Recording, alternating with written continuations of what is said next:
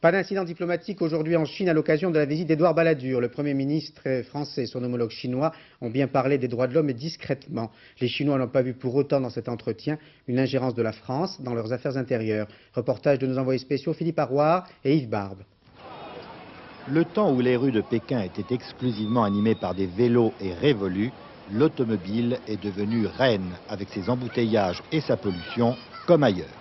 Après avoir été quelque peu bloqué dans la circulation, Édouard Balladur a pu rejoindre Li Peng, le Premier ministre chinois, sur la place Tiananmen, où il y a 5 ans a eu lieu la répression sanglante contre les étudiants.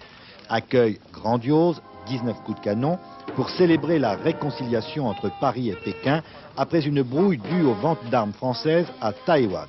Le déplacement d'Édouard Balladur ouvre évidemment tout un champ de coopération économique gelé depuis 2 ans, mais ce voyage est avant tout politique.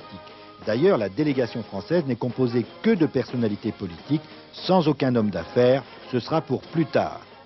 Aucun sujet n'étant exclu, les Chinois admettent que le problème des droits de l'homme soit soulevé, à condition de ne pas recevoir de leçons des autres.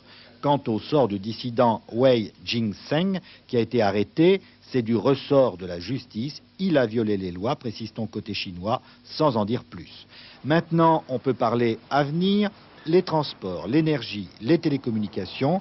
Les besoins sont énormes et la France maîtrise bien tous ces domaines.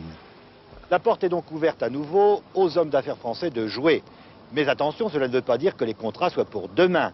En effet, avec les Chinois, il faut savoir prendre son temps. Il y a de plus la concurrence. Les Américains, les Italiens, les Allemands, les Japonais sont déjà là. Et eux aussi veulent leur part du marché chinois.